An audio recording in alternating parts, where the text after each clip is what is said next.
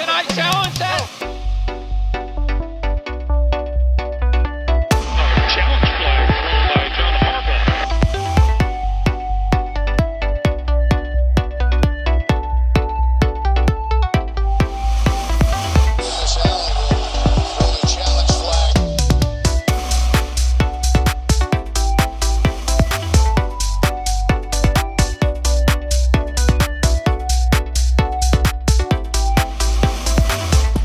Can I challenge that?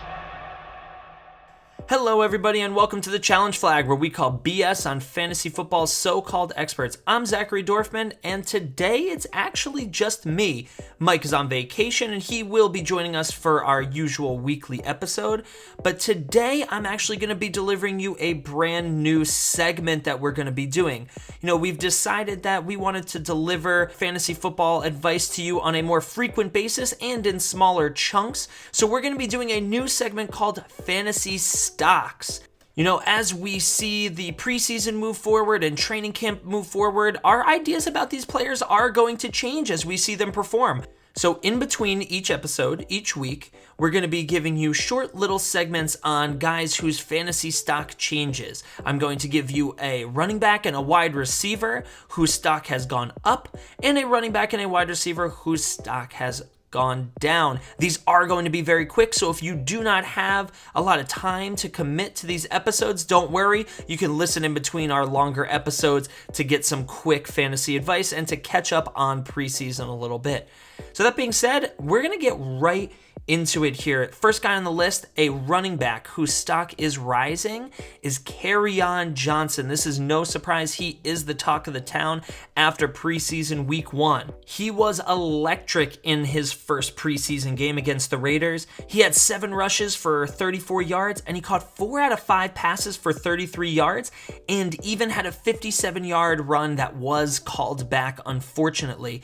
But for me, it was great to see that he was so involved in the passing game and was successful. 4 out of 5 for 33. If I'm in a PPR league, which I am all over that. It was good to see that they feel comfortable using him in the passing game, and that's exactly where I want to see it, but also that he was so successful on the ground as well. He's not just the Theo Riddick kind of guy. He is a dual threat back.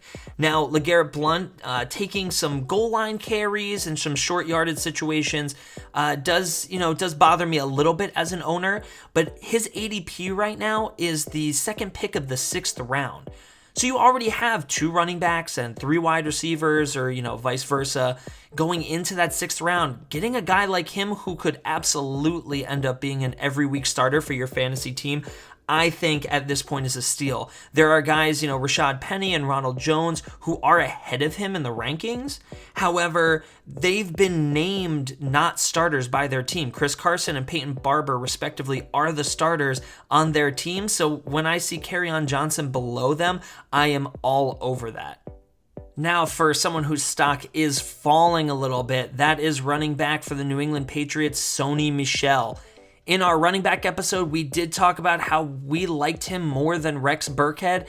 However, as preseason and training camp is going along, that is changing. It's not just because of the injury that did happen. That does play a part of it. You never want to see a guy, tweak something in preseason.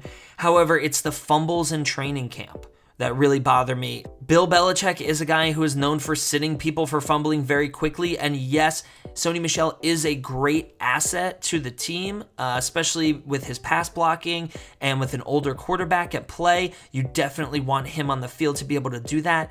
However, I can see the Patriots taking away a lot of his carries and his playing time if fumbling is an issue for him, and I see them, taking their first round pick and easing him into it a little bit. It might not be the throw him right into the water that a lot of us were expecting. So I am definitely down a few spots on Sony Michel. I'm now at this point more waiting to see what happens, and if I can get him as a steal, that's when I'm going to jump on him, but I'm not reaching for him expecting too much.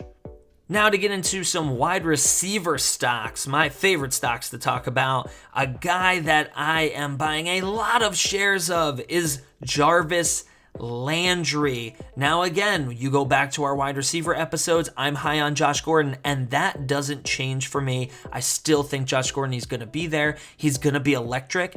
But we had previously talked about Jarvis Landry's targets really falling off and not being anywhere close to that 161 that he saw before. But as training camp has gone around, I actually don't see that as the case as much. Yes, he will not get 161 targets, but we projected him around 100, and I can see that going more around 115, 120, and him being really successful with all of his targets. So he's clearly, if you've watched Hard Knocks, it's good to see his attitude about things. We could say that about a lot of players if we get the insight, but it definitely doesn't hurt his value to see how important he really takes the wide receiver position. If you haven't seen it yet, he rips apart the Browns wide receiving core regarding their work ethic, and it's good to see that he's not just a guy who's talented. He is out there working hard and grinding every single day. He's only going to get better, not worse.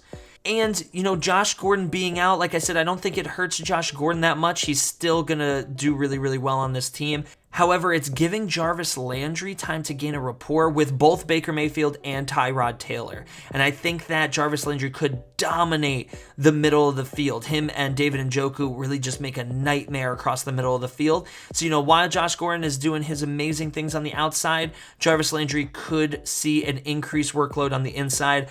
I'm liking Jarvis Landry now more than I did before. And last, and certainly least, really, at this point, a guy that is falling short is Alshon Jeffrey. Now, for me, this goes beyond the injury. Yes, the injury definitely helps my argument, right? You should not be drafting him as the wide receiver 21, 12th pick of the 4th round, which is his current ADP. I expect that to change now that the injury has been released and he might begin the year on the PUP list. However, it goes beyond that. Even if he was on the field for week 1, I am way further down on him. He was 35th in receptions last year with 57, 29th in yards with 789. He only had 21% of his team's target share, which is the lowest of his career. He had 9 touchdowns, though, that saved him. I expect those touchdowns to go down. I don't expect him to be any more productive, and I don't expect him to get much more of a target share. Let's face it, the Eagles are gonna spread the ball around. They did last year, and that's gonna continue this year. I mean, they won a Super Bowl. Why change it?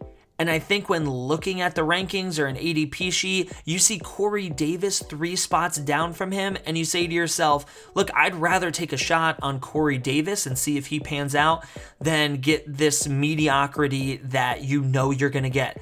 I don't think Alshon Jeffrey is a bad wide receiver in actual football. I just think that being on the Eagles is kind of like being on the Patriots for fantasy. They're going to spread the ball. It's a nightmare to predict week in and week out. I'm not going to take him as his ADP. Plus, being injured definitely doesn't help that. So like I said, pretty short for you guys, just a little snippet to get you guys ready for that drafting season. Give us a follow on Twitter at @flag_challenge. You can check us out on iTunes, at YouTube, at our Podbean channel. Just search The Challenge Flag. We do have a new logo. You could check that out on Instagram, or if you're following our Podbean or iTunes page, or even our YouTube channel, you will definitely see it there. Even also on our YouTube channel, we're going to have some timestamps for you for each episode. So if you want to kind of skip ahead and get to certain topics that we're going to discuss, I would recommend you subscribing to our YouTube channel. Again, just search The Challenge Flag, filter by channel, and you'll see it right there. We'll see you guys later this week when Mike returns from vacation. Stay tuned.